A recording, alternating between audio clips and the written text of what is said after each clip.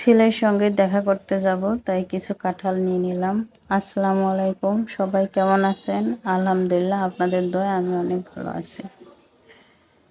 তো আজকে অনেক বৃষ্টি, তাও আমাকে বাইরে যেতে হবে। দেখেন, মানে বাইরে প্রচুর বৃষ্টি। তো আমার ছেলে আমাকে 2-3 দিন ধরে ফোন দেয়, তার একটা ছাতা লাগবে, কিন্তু আসলে বৃষ্টির কারণে না বাইরে যেতে পারি না।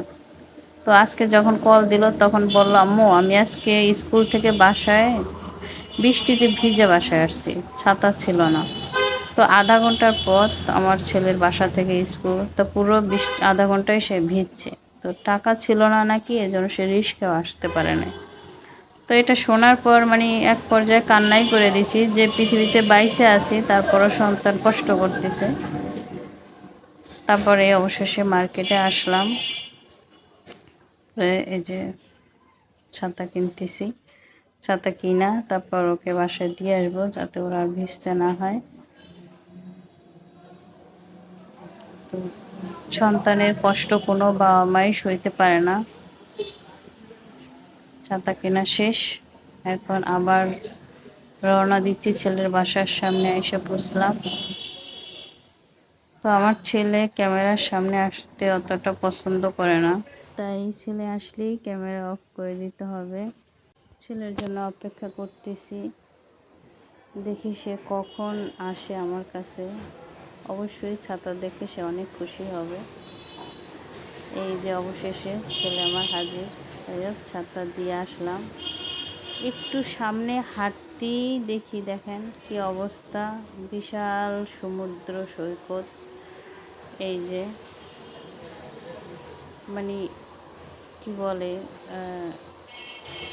বরিশাল থেকে সেই কক্সবাজার আর কি, সমুদ্র সৈকতে নামলাম আমি এখন।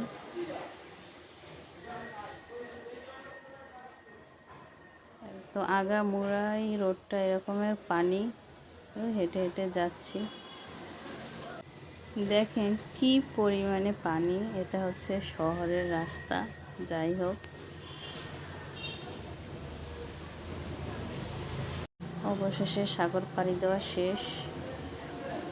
এখন একটু বসবো, তাও মনে করেন বসার কোনো জায়গা নাই। দেখেন সব বৃষ্টির পানিতে ভরপুর, কোথাও বসার জায়গা নেই। আমি একদম ভিজা শেষ, আর অনেক ভয় পাইছি। এই পানিতে চোখ থাকে, অনেক ভয় পাইছি, অনেক ভয় পাই। এখন হাঁটা ধরছি বাসার উদ্দেশ্যে। হাঁটতে হাঁটতে মানে কোথাও বসার জায়গা নেই, বাইরে প্রচুর বৃষ্টি, মাথার উপরে কি বলে আকাশও ডাকতেছে। অবশেষে একটু বসার জায়গা পেলাম। আসলে অনেকটাই ক্লান্ত, অনেকটা দূর হাঁটছি আমি। রিক্সা আসলে প্রায় 80 টাকার মতো রিক্সা ভাড়া যেত, তাই আমি হেঁটেই আসছি। বসে বসে অবশ্য কি বলে বৃষ্টি উপভোগ করলাম, ভালোই লাগছে।